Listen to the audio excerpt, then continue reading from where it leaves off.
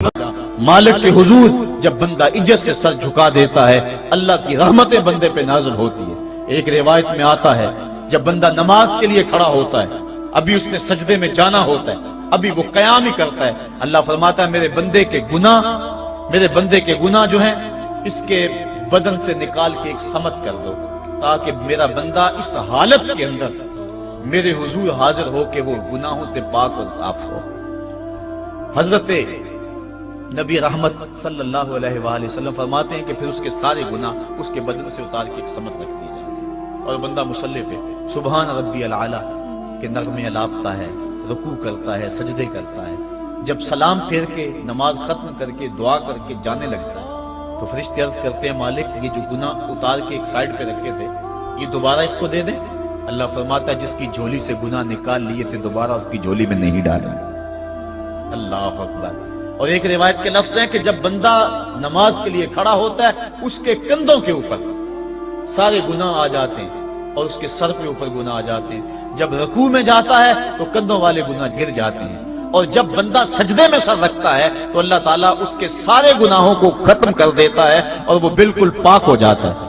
حضرت سلیمان فارسی ایک دن ایک درخت کے نیچے کھڑے تھے، آپ نے درخت کی شاخ کو پکڑ کے جنبش دی، حرکت دی، موسم خزاں تھا، درخت کی شاخ کے سارے زرد پتے گر گئے۔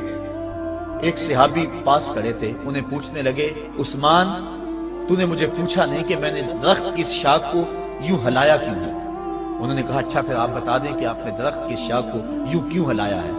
کہا سنو پھر ایک دن میں اور چند صحابہ حضور کے ساتھ جا رہے تھے، رستے میں ایک درخت آیا، اس کے نیچے حضور کھڑے ہوئے، حضور نے اس طرح درخت کی شاخ کو پکڑ کے ہلایا، یوں پتے جھڑ گئے، ہم اس منظر کو دیکھتے رہے۔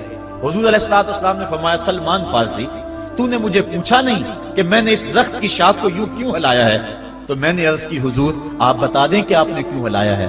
فرمایا سلمان جس طرح اس درخت کی شاخ کو ہلایا گیا اور سارے پتے جھڑ گئے، جب کوئی بندہ سجدے میں سر رکھتا ہے نماز پڑھتا ہے اس کے سارے گناہ دھل جاتے ہیں اور وہ پاک اور صاف ہو جاتا ہے۔ ایک دن فرمایا صحابہ اگر کوئی بندہ اس کے گھر کے سامنے سے نہر گزرتی ہو اور وہ دن میں 5 مرتبہ اس نہر کے اندر غسل کرے تو بتاؤ اس کے بدن کے اوپر کوئی میل کچیل رہ جائے گا؟ عرض کی نہیں۔ فرمایا اس طرح جو 5 نمازیں پڑھتا ہے اس کے بدن کے اوپر گناہوں کا میل نہیں رہتا۔ فرمایا الصلاۃ معراج المومنین، نماز مومنوں کا معراج ہے۔ عماد الدین الصلاۃ، نماز دین کا ستون ہے۔ حبب الی من دنیاکم ثلاث، الطیب والنساء وجعلت قرۃ عینی فی الصلاۃ، مجھے تمہاری دنیا سے صرف 3 چیزیں پسند ہیں، خوشبو، منکوحہ بیویاں اور میری آنکھوں کی ٹھنڈک نماز میں رکھی ہے۔ اور حضور نے یہ بھی ارشاد فرمایا من ترک الصلاۃ متعمدا فقد کفر، جس نے جان بوجھ کے نماز چھوڑی گویا اس نے کفر ہی تو کیا، یعنی کافروں والا کام کیا۔ حضرت امام فخر الدین رازی نے تفسیر کبیر میں لکھا حافظوا علی الصلوات والصلاۃ الوسطی، اس آیت کریمہ کے تحت ایک عورت مدینے کی گلیوں میں چیخ رہی ہے اور کہنے لگی مجھے حضور کے در کا پتہ بتاؤ۔ حضور کی چوکھٹ کا پتہ بتلایا گیا، وہ حاضر ہوئی۔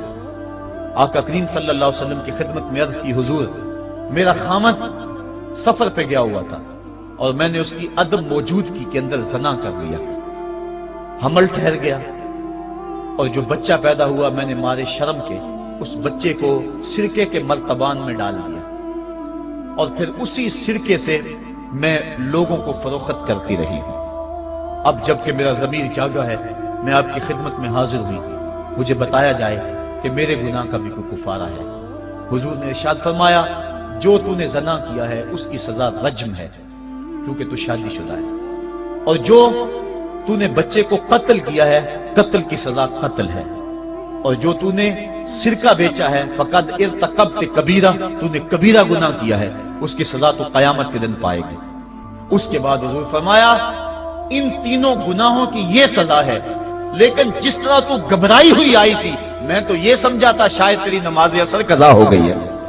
اب آپ اندازہ کریں کہ نماز کی اہمیت کیا ہے اور ہم اس باب میں کتنی سستی کرتے ہیں۔ کسی سے پوچھا جائے نا آؤ نماز پڑھنے چلے، وہ کہتے ہیں بس یار میرے کپڑے پلید ہیں، کپڑے میرے پاک نہیں ہیں۔ تیرے کپڑے کیسے پاک رہ سکتے ہیں؟ تو اللہ کے حضور جھکنا نہیں جانتا، تیرے کپڑے بھی پلید ہے، تیرا دل بھی پلید ہے، تو اس کے حضور جھک کے تو دیکھ، تن بھی ستھرا کر دے گا، تیری روح کو بھی پاکی دے دے گا، تیرے قلب کو بھی طہارت بخش دے گا۔ تو اس کے حضور آ جھک، اس کے حضور سجدوں سے اللہ کے حضور خراج پیش کر اپنی محبتوں کا۔